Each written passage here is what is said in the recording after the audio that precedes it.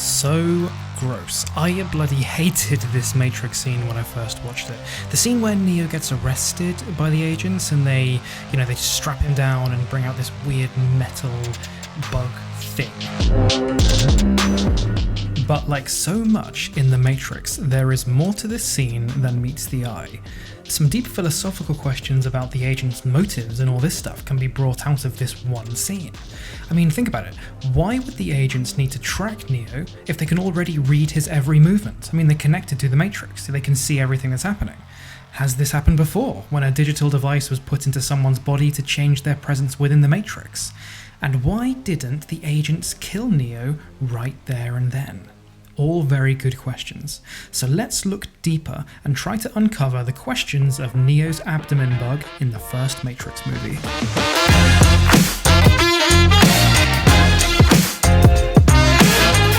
First, why would the agents need to track Neo if they can already read his every movement? So on first viewing, you might not think this is weird at all, because you go, oh, they're the baddies, they need to track where the goodie is, fine. But then you learn a bit more about the Matrix and the world around it, and you realise that no, the agents are connected to the Matrix. They're connected to the computer, they can read what everyone is doing at all times. Or can they? The answer is no, they can't. All we've seen in the Matrix universe is that people like the Architect, the Oracle, these are the ones who can read what's happening within the Matrix at any one time. They have access to every single person connected. They know what's happening all the time.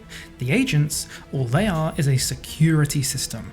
They're a security system built by the Architect to protect the reality from being realized. This is because any program that's created is only created to fulfill its purpose. We see this with things like the Keymaker. So remember the Keymaker, he's there to just design ways to go from one door to another, from one room to another.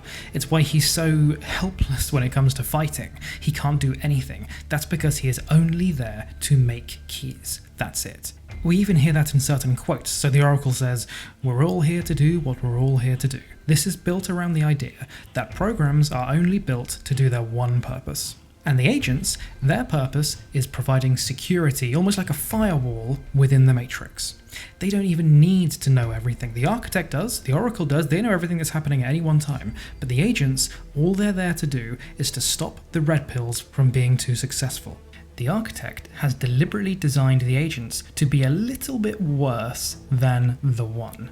They're a little bit better than the average red pill, because as you know, all the red pills say, when you see an agent, you run, as Cypher says. But the agents are designed to only be as good as they're supposed to be. The agents are trying their full efforts to constantly defeat the red pills, to gain access code to the Zion mainframe, but really, they're limited by their ability within the Matrix. This is why the agents need to use certain tricks and gadgets to track their red pills, like for example, the abdomen bug. They need to put that inside Neo so they can see where he's going at any one time. Now this is such a powerful element of the Matrix, it makes you ask the next question. Has this happened before, where something was created inside the Matrix to affect someone plugged in? We also have something similar in one of the Animatrix stories called Detective Story. Detective Ash is hired by someone mysterious to basically try to find Trinity. He accepts, and then eventually he has this weird dream where he feels like he's being operated on his eyeball. He then encounters Trinity later on. She puts the same kind of bug sucker-upper machine to his eyeball and sucks out a tracking device, just like the one that was put into Neo. Again, this was an effort by an agent to track Detective Ash so they can follow him. Similarly, we've got the Merovingian with his cake. He wrote some special code into the cake that gave this woman in his restaurant an orgasm. That's such a cool scene in the film because it really says, okay, wait a minute, some programs are so powerful they can create these magical things. Also, look at Morpheus with the red pill. I mean, the red pill itself is a device created inside the Matrix that will have effect on Neo within the Matrix. Once the red pill is digested by Neo, it's a tracker, so it means that they can pinpoint his exact location in the real world. Why didn't an agent take over Mr. Anderson as he got into the car with Trinity and the others? So when we see Neo waiting inside that rainy underpass and the car comes up and picks him up, he sits in the car and suddenly Switch pulls a gun on him straight away. He goes, "What the hell is this?" Trinity says, "It's necessary, Neo, for our protection." He says, "From what?" She says, "From you." Then there's this sudden, perfectly timed clap of thunder. It's awesome. So the reason that Switch is doing this is because right there, she thinks that Neo could phase into an agent. Remember, it takes a few seconds for an agent to properly phase in, which is enough time for Switch to pull that trigger. We see this exact same thing happen in A Detective Story with Detective Ash. He starts to morph into an agent, then Trinity shoots him straight away, because she manages to pull the trigger in the few seconds gap just before he fully morphs into an agent. Agents know that they're limited by this 3-second period of phasing into someone, so they don't even try. Why didn't the agents just kill Neo right there and then when they arrested him? If you've watched a few of my videos, then you know by now that choice is not only the central theme of the film, but it's the whole reason why the first 2 Matrixes failed.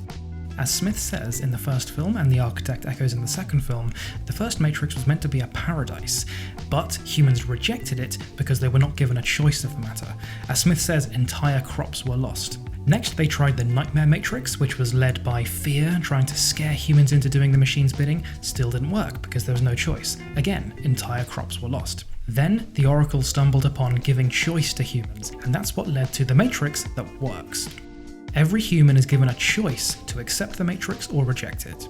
This is what stops the agents from killing every single potential red pill straight away, because they're exactly that. They're a potential red pill.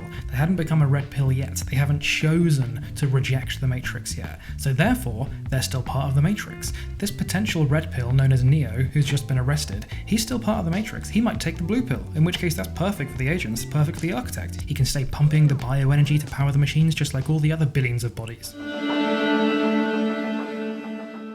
It makes you wonder, do the agents know that they're kind of puppets? Because that is effectively what the agents are. They're puppets for the architect. They're trying their hardest to kill all the red pills, blah, blah, blah, but really, they can't do nothing against the one. The reason for this is the architect must allow Zion to believe that they are kind of almost winning. Zion needs to believe fully that they're almost at the end of this war. They've been fighting for 100 years, yeah, blah, blah, blah. It's the year 2199, they need to believe this. And what would be the one thing that would highlight the fact that it's all a lie is if the agents allowed people to get away. So therefore, the agents are trying their darndest to absolutely catch every single red pill they encounter, because that is what the whole lie depends upon. I mean, think of it like this. If the agents actually succeeded in defeating the one, then what would happen then? The entire Matrix would fail again, and the machines would be back to square one. No, the machines, the architect, all of them, they need to make the Zionists think that they are being constantly pursued by agents. Thank you for watching that, everybody. If it was a help to you and you really liked learning about the Matrix lore, then please subscribe to Jam Punch and I'll be releasing a brand new Matrix Explained video every single week. My name is George, this is Jam Punch, and I'll see you next time.